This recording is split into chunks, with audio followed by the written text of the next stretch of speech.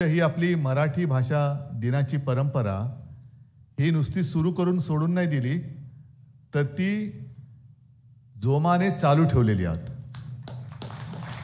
अनेक जण असतात ते आरंभशूर असतात, आरंभ करतात, फोटो बिटो काढून झाले का पळतात.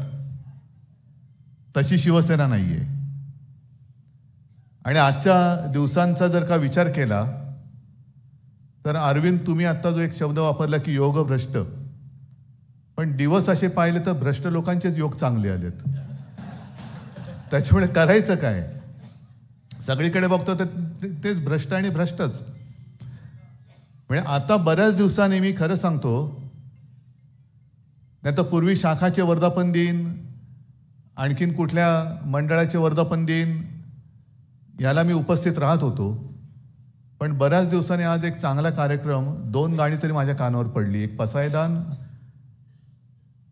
आणि कान्होबा तुझी घोंगडी. आता कान्होबा तुझी घोंगडी कोण बोलतच नाही, आपल्या घोंगडीत कशी येतील तेवढेच बघतात सगळेजण. संपूर्ण विचित्र झालेलं आहे. आणि मग एक वर्षातून एकदाच भाषा दिन करावा का, की रोज तो करायला पाहिजे, हा एक मोठा प्रश्न पडलाय. कारण भाषा आपल्याला संस्कार देते आणि मातृभाषा म्हटल्यानंतर साहजिकच आहे, आईकडनं हे संस्कार येतात. तुम्ही जो माझा उल्लेख केलात की मी शांत संयमी असं जे काही नेतृत्व करतोय, ते अर्थातच माझ्या माकडनं आलेलं आहे. आणि शांत राहून कणखरपणाने मुकाबला करतो ते कोणाकडनं आले सांगण्याची गरज नाही, साहजिकच आहे, वडिलांकडनं आलेलं आहे, आजोबांकडनं आलेलं आहे. आणि भाषा जी असते ती भाषा, मागे एकदा शिवसेना प्रमुख बोलले होते, अक्षरांचे शब्द होतात आणि शब्दांचे मंत्र होतात. आता हे भाषेचं धन, शब्दांचं धन हे खोक्यात नाही मावत, हे डोक्यात मावावं लागतं. हे खोक्याने विकत घेता येत नाही. काय केलंस, 50 खोके धन भाषेचं आणलं, आणू शकत नाही. खोक्यामधनं दुसरं काही आणता येईल, पण हे भाषेचं म्हणजे संस्काराचं जे धन आहे ते उपजत असावं लागतं, रक्तात असावं लागतं. आणि तशी आपल्यावरती संस्कार करणारी आपली भाषा असावी लागते. हल्ली सगळे जे काय बघतोय आपण, राजकारणी म्हणा, आणखीन कोणी काही म्हणा, कुसुमाग्रजांचं नाव घेण्याची तरी आपली पात्रता आहे का? त्यांनी काय आपल्याला देऊन गेलेले आहेत, त्यांनी जे काय आपल्यासाठी शब्दांचं धन दिलेलं आहे, ते नुसतं एक दिवस साजरा करून होणार नाही. ते रोज जर का आपण ते शब्द जर वापरण्याचा प्रयत्न केला, काय हरकत नाही. कारण आता भाषा एवढी विचित्र होत चाललेली आहे. दुसऱ्या भाषेचा अभ्यास करायचा असेल तर शब्दकोश हातामध्ये असावा लागतो. मला असं वाटतं आता बऱ्याच जणांना मराठीचा शब्दकोश हातात ठेवण्याची वेळ आली, की मराठी भाषेच्या तुम्हाला जे काय सुचतंय त्याचा चांगल्या अर्थाचा शब्द काय आहे. कारण वेडवाकडे काही बोललं जातंय, चांगलं काही वाचायला मिळत नाहीये, चांगलं काही ऐकायला मिळत नाहीये. टीव्ही लावला तरी ते जे काय सगळं चालतं, बातम्या, ब्रेकिंग न्यूज, त्या बघितल्यानंतर त्याच्यामध्ये एक एक लोकांच्या ज्या काही चांगल्या लोकांच्या काही प्रतिक्रिया असतात, पण अशी काही भाषा असते की ती मराठी भाषा आहे, बोलायला आपल्याला लाज वाटतं. ही मराठी भाषा आहे का? अरे कोणत्या दिशेने चालली आपली ही ज्ञानोबाची भाषा, तुकोबांची भाषा, सगळ्यांची जे काय आपण नावं घेतो, ह्यांनी दिलेले जे काय आपल्याला शब्दधन आहे, ते धन कुठेतरी राहिले आणि कुठच्या दिशेने आपण चाललेलो आहोत. बरं, बऱ्याचदा काय होतं, जसं आज एक अर्थसंकल्प मांडला गेला, त्याच्यावरती मी माझी प्रतिक्रिया दिली, ते पुन्हा इकडे मी काही सांगू इच्छित नाही. पण बोलताना बरंच काही काही चांगलं बोलून जातात लोक. अनेक नेते आज सुद्धा देशात आपले असे आहेत की बोलताना एकदम वरच्या भाषेत चांगलं बोलतात आणि प्रत्यक्ष करताना मात्र भलतंच काहीतरी करतात. मग सहज मला एक रामकृष्ण परमहंसांची गोष्ट आठवली. रामकृष्ण परमहंसांची काय ओळख करून देण्याची गरज नाहीये. त्यांना त्यांच्या एका साधकाने विचारलं की का हो गुरुदेव, काही लोक बोलतात उच्च, पण त्यांची पावलं चुकीची का पडतायत, जशी आत्ता पडतायत आपल्या देशातल्या नेत्यांची. तर त्यांनी सांगितले, बघ लक्षात घे, घार आणि गिधाड निरभ्र आकाशात खूप उंच उडतात, पण त्यांचं लक्ष जे असतं ते कुचक्या गोष्टीकडे असतं. म्हणजे बोलणारे आपले सगळे गॅरंटी देणारे लोक आहेत. मेरी गॅरंटी आहे,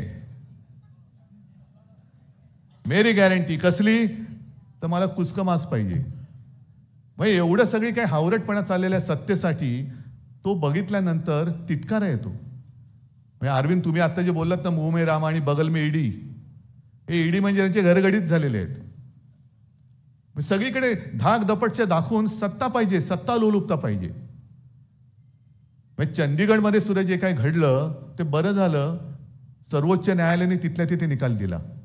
आता आमची सुद्धा अपेक्षा अशीच आहे की सर्वोच्च न्यायालयाने एकदा या घटनाबाह्य सरकारची हवा काढून यांना रस्त्यावरती आणावं.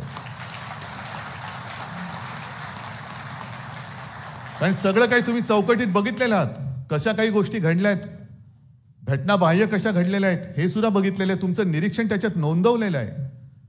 तरी देखील इथल्या लवादाने उलटा निर्णय दिला. तुमच्या निरीक्षणाच्या आणि आदेशाच्या किंवा तुम्ही आखून दिलेल्या चौकटीच्या बाहेर जाऊन निर्णय दिला. आता लवकर तुमचा निकाल दिला पाहिजे तुम्ही. कारण नाहीतर नुसतं आम्ही मराठी भाषा दिन साजरा करायचं, 15 ऑगस्ट साजरा करायचं, प्रत्येकाच्या अस्मितेप्रमाणे प्रत्येकाच्या एक एक काही गौरवाच्या याच्याप्रमाणे दिन साजरे करायचे, पण त्या सगळ्या याच्यामध्ये आपला महाराष्ट्र आणि आपला देश हा खालावत चाललेला आहे. मी या दिवशी का सांगतोय? कारण हे गंडांतर जे आहे ते केवळ शिवसेनेवरती नाहीये. मी ज्या जाहीर सभांवरनं भाषणं करतो त्या जाहीर सभेत सांगतो की ही लढाई माझी नाहीये. उद्धव ठाकरे आगे बढो. काय करणार मी एकटा पुढे जाऊन? कोणासाठी जाऊ? मी लढाईला मैदानात उतरलेलो तुमच्यासाठी उतरलेलो आहे, महाराष्ट्रासाठी उतरलेलो आहे. आणि शिवसेना खतम करण्याचा जो डाव आखलेला आहे तो शिवसेना खतम करणं म्हणजे महाराष्ट्राची मराठी अस्मिता खतम करण्याचा डाव आहे. हिंदूंची शक्ती खतम करण्याचा डाव आहे. महाराष्ट्र ओरबाडून न्यायचा, लुटून न्यायचा आणि स्वतःची घरं भरायची. आजच्या अर्थसंकल्पामध्ये मी बोलणार नाही, आता बोललो होतो तरी एक मुद्दा म्हणून सांगतो की घोषणा खूप झाल्यात. आपणही दोन ते तीन अर्थसंकल्प मांडले होते. आपण मांडलेले अर्थसंकल्प प्रत्यक्षात आले की नाही, त्यातले किती टक्के घोषणा खरोखर आल्या उघड आहे. करा तुम्ही त्याचा सुद्धा एकदा काय तो सोक्षमोक्ष लावा. पण आज राज्यामध्ये उद्योग येत नाहीयेत, बेकारी वाढते, दुष्काळाच्या उंबरठ्यावरती आपण आहोत. शेतकरी आक्रोश करतायत, आशा अंगणवाडी सेविका आक्रोश करतायत. अनेक ठिकाणी हॉस्पिटलमध्ये डॉक्टरांशिवाय, औषधांशिवाय, उपचारांशिवाय रुग्ण मरतायत. त्याच्याबद्दल कोणाचंच काही पडलेलं नाहीये. पण हे रस्ते करू, ते रस्ते करू, म्हणजे सगळीकडे विकासाच्या घोषणांचा एवढा तरी आज पाऊस पडला. त्याच्या मागे खरं कारण तुम्हाला आपल्याला सुविधा देणं हे नाहीये, तर त्यांच्या मित्रांच्या खळग्या भरणं. विकासक जे कॉन्ट्रॅक्टर आहेत, कॉन्ट्रॅक्टर राज ज्याला म्हणतो, त्यांच्या तुंबड्या भरण्यासाठी हा अर्थसंकल्प आहे. म्हणजे शेतकरी आज टाव फोडतोय, माझ्या मालाला हमी भाव द्या, नाही मिळत आहे. कांद्यावरची निर्यात बंदी उठवा, नाही उठवत आहे. पण आम्ही इकडे मोठं धरण बांधू. अरे पहिला आज मी जगलो तर उद्या तुझं धरण बघेन ना. आज काय देतोयस? आज काय नाही, आज नुसत्या घोषणा देतोय. घोषणेवरती पोट भर, उद्या जगलास तर धरण बघशील. ह्या ज्या काही गोष्टी चालू आहेत, नुसतं अनिल तुम्ही बोललात आणि अरविंद आणि तुमची पण मनात इच्छा आहे उद्धव ठाकरे मुख्यमंत्री झाला पाहिजे. माझी मुख्यमंत्री होण्याची इच्छा आहे म्हणून मी काय लढत नाहीये. पण माझा महाराष्ट्र माझ्या डोळ्यात देखत ओरबाडला जातोय. आणि ज्या संयुक्त महाराष्ट्राच्या चळवळीमध्ये माझे आजोबा होते अग्रणी, पहिल्या 5 नेत्यांमध्ये माझे आजोबा होते, त्यांच्यासोबत माझे वडील आणि माझे काका, म्हणजे माझं घराणं त्या लढ्यात उतरलेलं असताना त्या घराण्यात मी जन्म घेऊन माझ्या डोळ्यात देखत मुंबई लुटली जात असेल, महाराष्ट्र ओरबाडला जात असेल, तर मी काय त्यांच्या पालख्या व्हायला जाऊ का? मी त्यांच्या विरुद्ध उभा राहिलोय. जर त्यांच्या सोबत गेलो असतो तर काय खोके मिळाले नसते. पण मला खोकं नाही, मला डोकं आहे. मला डोकं वापरायचं, मला खोके वापरायचे नाहीयेत. आणि म्हणून हा जो काय आपला आग्रह आहे, आज जी काय महाराष्ट्राची ओळख करून दिली जाते, जसे कुसुमाग्रज तसेच गोविंदाग्रज, राम गणेश गडकरी, त्यांनी सुद्धा आपल्या महाराष्ट्राचं जे वर्णन केलेलं आहे, महाराष्ट्र देशा, कणखर देशा, राखट देशा, हे सगळं वाचा तुम्ही. म्हणजे ते वाचल्यावरती अंगावरती रोमांच उभे राहते की अरे आपला महाराष्ट्र काय आहे, कणखर आहे, दगडांच्या देशा, फुलांच्या देशा, सगळं आहे, साधू संतांचं आहे. पण त्या महाराष्ट्राची ओळख आज हे गद्दारांच्या देशा, लाचारांच्या देशा, गुंडांच्या देशा, नशेबाजांच्या देशा असं जर का करून देत असतील तर आपण नुसतं मराठी भाषा दिन साजरा करत बसायचं? नुसतं भाषा दिन साजरा करून नाही चालणार. तर ज्या राज्याची भाषा आहे ते पहिलं राज्य वाचवणं आपली गरज आहे. राज्य टिकलं तर भाषा टिकेल, भाषा टिकली तर राज्य टिकेल. आणि त्याच्यासाठी हे जे काही जे वर्णन आपलं आता होतंय संपूर्ण जगामध्ये, अरे छत्रपती शिवाजी महाराजांचा महाराष्ट्र तो लाचार कधी होऊ शकत नाही, गद्दार कधी होऊ शकत नाही, नशेबाज कधी होऊ शकत नाही, आणि गुंडांचा तर हा कधीच होऊ शकत नाही, अजिबात होऊ शकत नाही. ठीक आहे, कुसुमाग्रजांच्या जन्मदिनी आपण एक मराठी भाषा दिन साजरा करतोय. कुसुमाग्रजांच्या कविता सुद्धा सगळ्या आपण ऐकतो, वाचतो. नेमकं त्यांनी काय दिलंय आपल्याला? ज्या कुसुमाग्रजांनी गरजा जय जयकार क्रांतीचा ही आपल्याला कविता दिली, ती सुद्धा कविता गरजा जय जयकार क्रांतीचा. कोण करणार क्रांती? कोणी करायची क्रांती? त्याच्याबद्दल सुद्धा त्यांनी लिहिलेलं. मला वाटतं मी नाशिकच्या सभेत ते बोललेलो आहे. आजचं वर्ष, हे वर्ष जे चालू वर्ष, हे क्रांतीचं वर्ष आहे. होय, मी सांगतोय क्रांतीचं वर्ष आहे. जे तिकडे बसलेत हुकुमशाह, कारण या वर्षी जर का आपण चुकलो आणि पुन्हा त्यांच्या हातामध्ये आपला देश सोपवला म्हणजे आपला महाराष्ट्र सोपवला, तर राज्य तर सोडा, देश आपला संपला म्हणून समजा. पुन्हा एकदा आपण गुलामगिरीमध्ये जाऊ. तेव्हा ती इंग्रजांची गुलामगिरी होती. आता हेच ज्यांचा स्वातंत्र्य लढ्याशी सुतराम संबंध नव्हता, त्यांची गुलामी ही आपल्याला स्वीकारावी लागेल. आणि मग ते लोकमान्य टिळक सुद्धा मराठीच होते ना. सरकारचे डोके ठिकाणावर आहे काय, ह्या प्रश्न जो विचारला गेला तो मराठीमध्ये असलेला मराठी माणसाने इंग्रजांना विचारला होता प्रश्न. ही मराठी भाषेची ताकद आहे. आणि त्याच लोकमान्यांनी राज्य करणे म्हणजे सूड उगवणे नव्हे, जे आज चाललेलं आहे सूड उगवण्याचं काम. राज्य करताय तर राज्य करा, पण राज्य करणं म्हणजे सूड उगवणं नव्हे, हे आज सरकारला जर सांगितलं तर त्याच्यामागे SIT लावतात, त्याच्यामागे ED, इन्कम टॅक्स, CBI सोडतात. हे असं स्वातंत्र्य आहे. आणि या स्वातंत्र्यामध्ये आपण केवळ मराठी भाषा दिन साजरा करणार का मराठी भाषेची, मराठी भाषिकांची ताकद हुकुमशाहांना दाखवणार, हे पहिले ठरवा. हे ठरवलं पाहिजे. बाकी मराठी भाषेच्या एका विद्वत्तेबद्दल तर आनंदच आहे. मगाशी जे मी बोलत होतो, सगळेजण काय काय कसे बोलतात, आणि ती मराठी भाषा म्हणून आपल्याला स्वीकारावी लागते. ते ज्यांना स्वीकारावं लागते त्यांच्या त्या आईकडनं आलेले ते संस्कार असतील, ते टीव्हीवर दिसतात कोणत्या भाषेत काय बोलतात ते. म्हणजे मला आठवते, कदाचित मध्य प्रदेशच्या निवडणुकीमध्ये किंवा अलीकडे पलीकडे असेल, आपल्या देशाचे पंतप्रधान बोलले होते कि मैं रोज 2-3 किलो गालियां खाता हूं, असं देशाचे पंतप्रधान म्हटले. मग मला त्यांना विचारायचे की तुमचे लोक जे आम्हाला ते काय देतात, ते काय रसगुल्ले देतात? आजपर्यंत आमच्याकडनं तुमची लोक, जे मी ज्याला मुद्दामून भोकं पडलेली टिनपाटे म्हणतो, ते ज्या भाषेत आमचा उद्धार करतात, त्या भाषेत अजूनपर्यंत तरी मोदीजी आमच्याकडनं एकाने तुमचा उद्धार केलेला नाही, आणि आम्ही करणार नाही, कारण तुम्ही देशाचे पंतप्रधान आहात. सुदैवाने दुर्दैवाने भाग वेगळा आहे. पण कोणती भाषा, आपली भाषा म्हटल्यानंतर, अरे आपण बोलताना दुसऱ्यांना शिव्या देतोय, त्या शिव्या देण्याच्या आधी एक ओवी तरी म्हणून दाखव ना. कारण शब्दाचे जसे मंत्र होतात तसे शब्दांची ओवी पण होते आणि शब्दांची शिवी पण होते.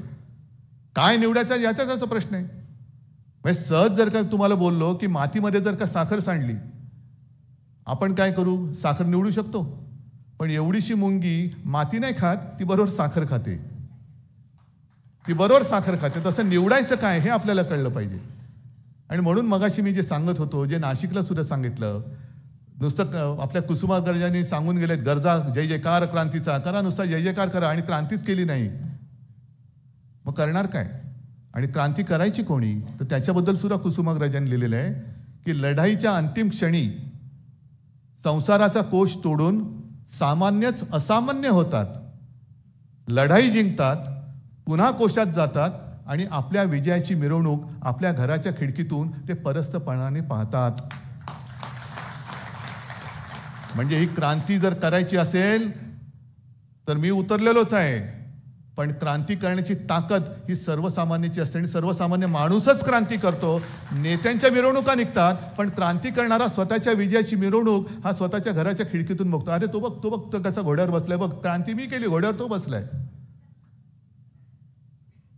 तर ही ताकद, कारण नुसतं आपण छत्रपती शिवाजी महाराजांचं नाव घ्यायचं, त्यावेळेला हे छत्रपती शिवाजी महाराज नसते तर, पण होते म्हणून आपण आहोत. आता त्यावेळेला ते होते. मग आज सुद्धा आपण, मला मागे असं कोणतरी म्हटलं होतं की आज शिवसेना प्रमुख पाहिजे होते. म्हटलं जरूर पाहिजे होते, नक्कीच रोज पाहिजे होते. पण जर शिवसेना प्रमुख पाहिजे होते तर शिवाजी महाराज पण पाहिजे होते, लोकमान्य टिळक पाहिजे होते, ज्योतिबा फुले पाहिजे होते, सगळेच पाहिजे होते.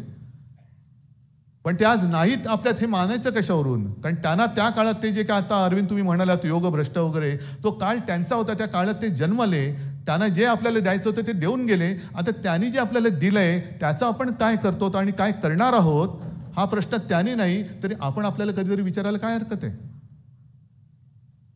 हा विचारला पाहिजे प्रश्न. आणि म्हणून मला असं वाटतं आता एकच वेळ घेऊन आपण निघालं पाहिजे की हे 2024 हे क्रांतीचं वर्ष आहे. या वर्षी मी क्रांती करणारच. आणि ज्यांनी ज्यांनी माझ्या छत्रपतींच्या भगव्याला डाग लावण्याचा प्रयत्न केलेला आहे, त्यांच्या छाताडावरती छत्रपतींचा आणि हिंदुत्वाचा आणि होय मराठी माणसाचा भगवा मी डौलाने फडकवणारच ही प्रतिज्ञा करून जर आपण कामाला लागणार असू तर या भाषा दिनाला आणि भाषेला अर्थ आहे, अन्यथा हे सगळं व्यर्थ आहे. आणि मला खात्री आहे ज्या जल्लोषात, ज्या संख्येने तुम्ही इकडे उपस्थित झालात आणि जो प्रतिसाद तुमच्याकडनं मिळतोय तो बघितल्यानंतर देशात तर क्रांती होईल, पण त्या क्रांतीमध्ये छत्रपती शिवाजी महाराजांचा महाराष्ट्र हा नंबर 1 वर असेल हा विश्वास व्यक्त करतो आणि आपली रजा घेतो. जय हिंद, जय महाराष्ट्र. देश विदेशातील प्रत्येक घडामोडींचे लाईव्ह अपडेट मिळवण्यासाठी आता साम टीव्हीच्या सर्व सोशल मीडिया प्लॅटफॉर्मला लाईक, फॉलो आणि सबस्क्राईब करा. तसंच सर्व नोटिफिकेशनसाठी बेल आयकॉन प्रेस करायला विसरू नका.